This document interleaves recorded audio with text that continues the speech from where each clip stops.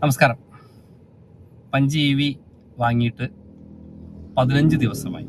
ഇന്നേക്ക് 15 ദിവസം കൊണ്ട് ഇതുവരെ ഓടിയത് 1635 കിലോമീറ്ററാണ്. അതുകൊണ്ട് തന്നെ ആദ്യത്തെ ഫ്രീ സർവീസ് എന്ന് പറഞ്ഞാൽ ഒന്നെങ്കിൽ 2 മാസം അല്ലെങ്കിൽ 2000 കിലോമീറ്റർ, 2000-നുള്ളിൽ. അപ്പോൾ അടുത്ത ആഴ്ച ലോങ് പോകുന്നതുകൊണ്ട് തന്നെ അഞ്ച് വെയിറ്റ് ചെയ്യുന്നില്ല. അപ്പോൾ ഇന്ന് പഞ്ച് EVയുടെ ഫസ്റ്റ് സർവീസിന് പോവുകയാണ്. KVR ടാറ്റയ്ക്കാണ് പോകുന്നത്. അപ്പോൾ ഓടിയിട്ടുള്ളത് നമുക്ക് കാണിക്കാം. 1635 കിലോമീറ്ററാണ് ഓടിയത്. അപ്പോൾ അത് വെച്ച് നമ്മുടെ ആദ്യ സർവീസിന് ഇന്ന് KVR ടാറ്റയിൽ പോവുകയാണ്.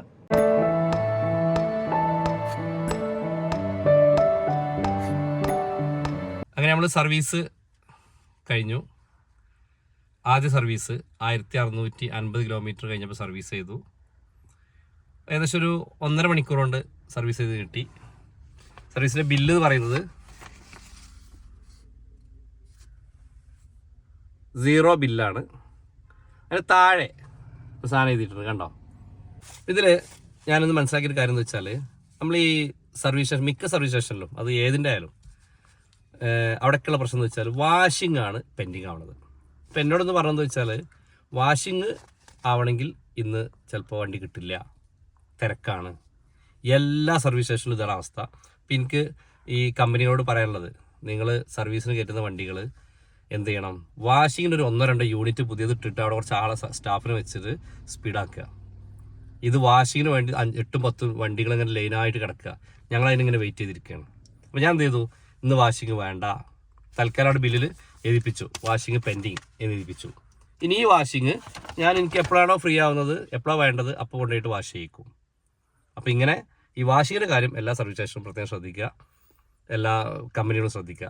പിന്നെ മറ്റൊരു കാര്യം പറയുന്നത് വെച്ചാൽ, നമ്മുടെ പഞ്ച് EVയുടെ ആദ്യ സർവീസ് 0 കോസ്റ്റാണ്.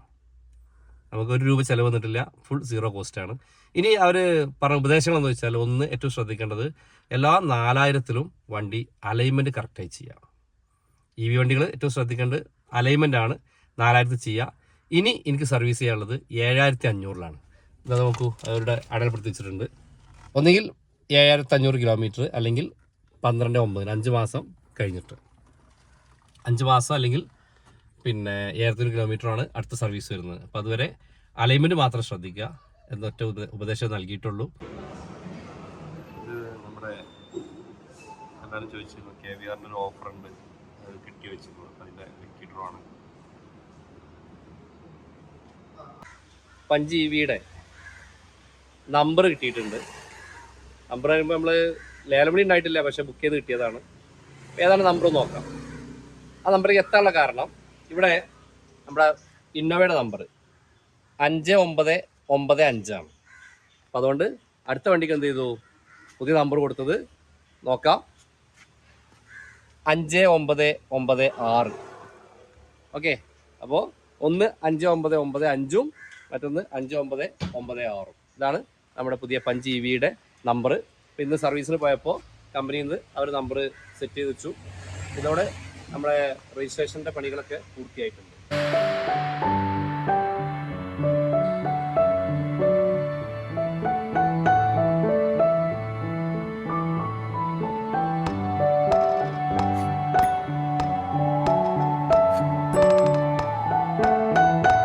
ഇത് നമ്മുടെ ഈ പഞ്ച് EVയുടെ സർവീസ്, ഫസ്റ്റ് സർവീസ് കഴിഞ്ഞു, നമ്പർ കിട്ടി, എല്ലാ വർക്കുകളും കഴിഞ്ഞു. ഇനി സുഖസുന്ദരമായിട്ട് ഓടിക്കുക എന്നുള്ളതാണ്. ഓക്കെ, അടുത്തൊരു വീഡിയോയിൽ വീണ്ടും കാണാം.